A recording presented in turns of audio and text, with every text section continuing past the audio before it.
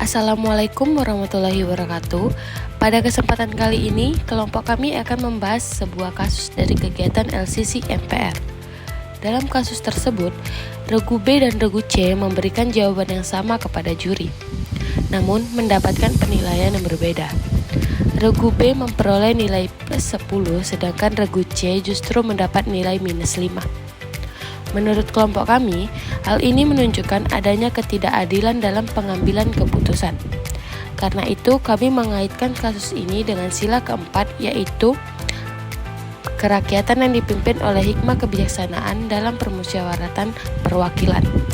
Sila ini mengajarkan bahwa setiap keputusan harus diambil secara adil, bijaksana, dan tanpa membeda-bedakan pihak tertentu. Jika keadilan tidak diterapkan, maka akan menimbulkan rasa kecewa dan kehilangnya kepercayaan terhadap suatu keputusan. Sila keempat menekankan bahwa keputusan harus diambil melalui musyawarah, mufakat, serta pertimbangan akal sehat dan hati nurani yang luhur dengan demokratis dan bijaksana.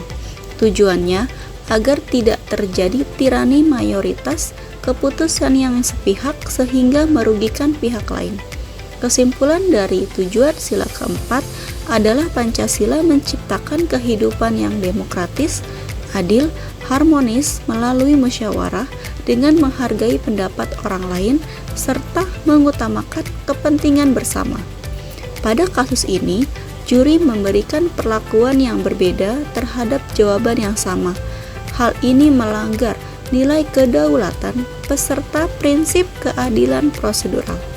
Keputusan yang tidak objektif seperti ini bukan lagi musyawarah yang bijak, melainkan bentuk ketidakadilan yang bertentangan dengan semangat sila keempat. Jika dibiarkan, hal ini dapat merusak kepercayaan peserta terhadap proses yang seharusnya adil dan juga transparan.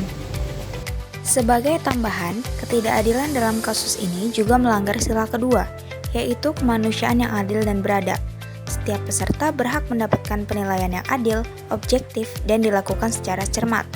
Selain itu, ini menyentuh sila kelima tentang keadilan sosial. Keadilan sosial menuntut pembagian hak dan kewajiban yang merata. Ketika satu regu dirugikan tanpa alasan yang jelas, maka keadilan sosial tidak terwujud. Hal yang dapat diperhatikan ke depan, pertama, juri harus menggunakan rubrik penilaian yang jelas dan transparan sebagai pedoman dalam menilai setiap jawaban peserta. Kedua, juri harus memastikan penilaian dilakukan secara profesional dan cermat dengan kriteria yang sesuai, sehingga tidak terjadi perbedaan penilaian terhadap jawaban yang serupa. Ketiga, peserta perlu diberi ruang untuk menyampaikan klarifikasi atau keberatan secara beradab apabila merasa dirugikan dalam proses penilaian.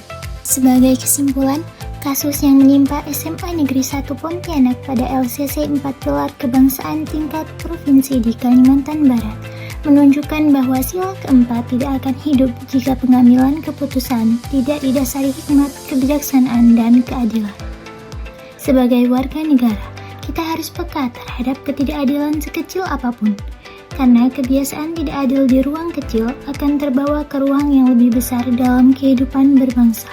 Mari kita jaga semangat musyawarah yang adil dan beradab, agar demokrasi Indonesia benar-benar berjiwa Pancasila. Sekian dari kelompok kami, lebih dan kurang mohon maaf. Wassalamualaikum warahmatullahi wabarakatuh.